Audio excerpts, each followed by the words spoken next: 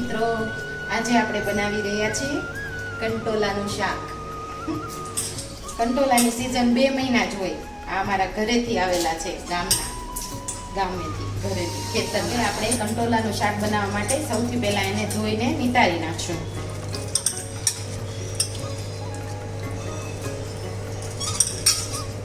જો સરસ ધોવાઈ ગયા છે, ડોળું પાણી જરાય હવે નથી. કંટોલા સાફ થઈ ગયા છે. કંટોલા હવે ધોવાઈ ગયા છે.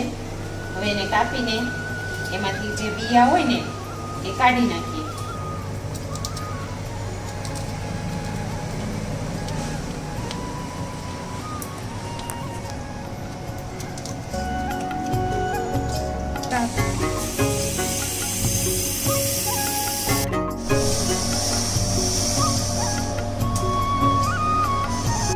ખાંડેલું મરચું, ચવાણું, ગાંઠિયા, સિંગદાણા અને વરિયાળી, ખાંડેલી, ગોળ, ધાણા. હવે આમાં જશે ધાણા જીરું, મીઠું, હળદર.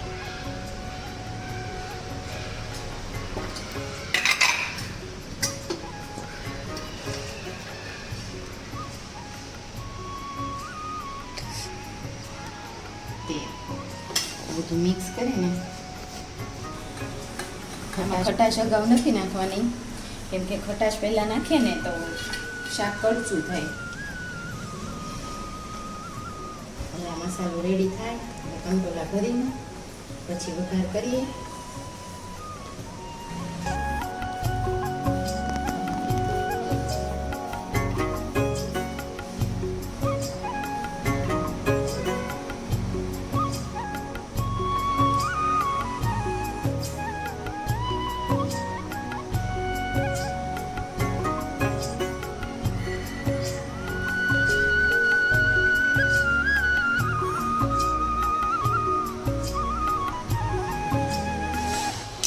તેલ આવી ગયું છે. હવે આમાં રાઈ, થોડું જીરું, હિંગ, લસણની કળી અને કાંદા.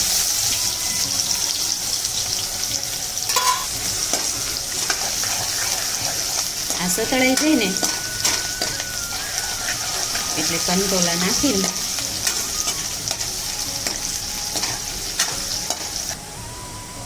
કાંદા સતળાઈ જાય ને એટલે આમાં ભરેલા કંટોલા.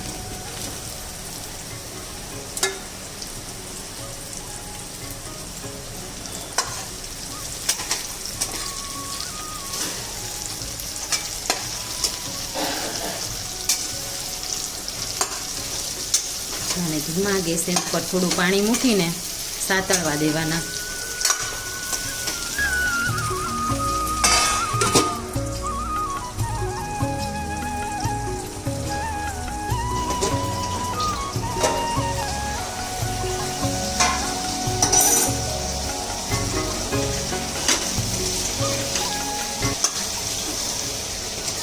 પછી આને સાતળવા દઈએ થોડી વાર.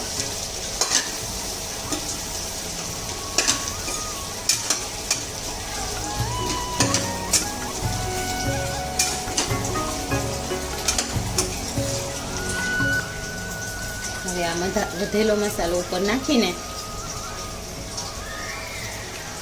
એની ઉપર જે આ ગરમ પાણી આપણે મૂકેલું હતું ને એ જ રેડી દેવું.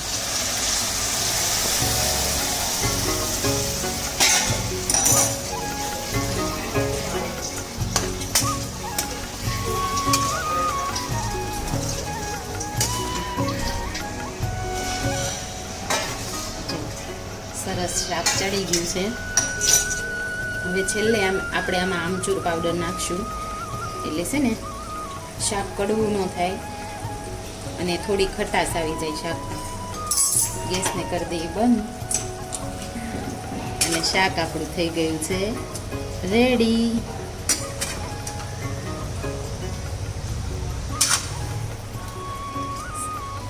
રોટલી હવે ગરમા ગરમ ઉતરતી જાય છે અને આ કંટોલાનું શાક આપણે બની ગયું છે. સરસ હમણાં સર્વ કરી દઈએ.